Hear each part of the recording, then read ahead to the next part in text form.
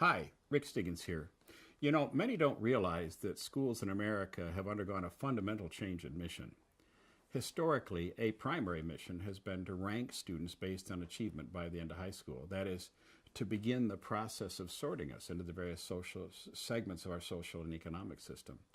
But over the past 20 years, new missions have been added. Now schools also are being held accountable for delivering ever higher levels of achievement throughout the range of achievement, delivering universal lifelong learner competencies, narrowing achievement score gaps, reducing dropout rates. Society now aspires to universal high school graduation. I submit this changes everything. Under the old sort and select mission, assessment's role was merely to provide the evidence needed to assign grades to determine the rank order. First we teach, then we test, and the evidence speaks for itself. Some succeed, some don't.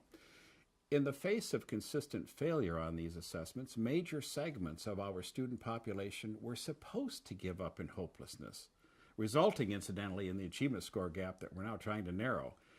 The problem that emerged, we have now realized, is that those who give up in hopelessness and drop out, along with those who finish low in the rank order, fail to develop those essential lifelong learner proficiencies. They keep the achievement score gap from narrowing and they lower annual test scores. The question many of us are asking is, will assessment remain the dispassionate, uninvolved act that merely provides the evidence that triggers these negative consequences? Or can we rethink assessment in ways that can help us fulfill all of the missions, the new and the old missions that society has assigned its schools? In my new Corwin publication, Defensible Teacher Evaluation, I answer this question with a resounding yes. In it, I address the increasingly popular practice of factoring student achievement growth into the process of evaluating teacher performance.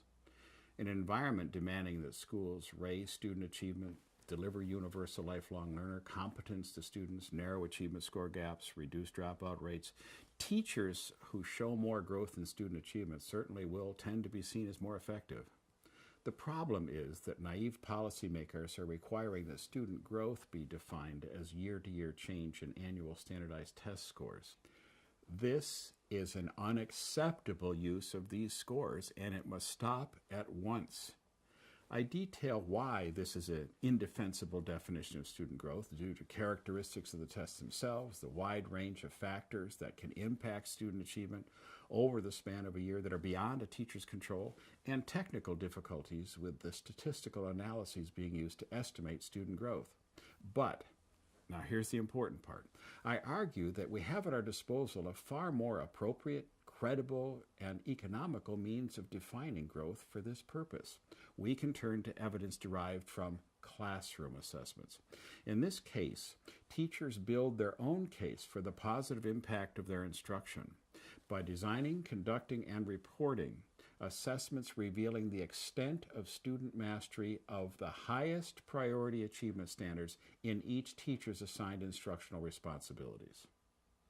But for this new vision to become viable, I argue we must provide teachers and their supervisors with the tools they need to fulfill this responsibility in the form of a long missing foundation of assessment literacy. That is, an understanding of how to develop and use high-quality classroom assessments in ways that certify and summarize student growth. I spell out precisely how this can and must become the definition of student growth and teacher evaluation. So I encourage you to take a look at this book.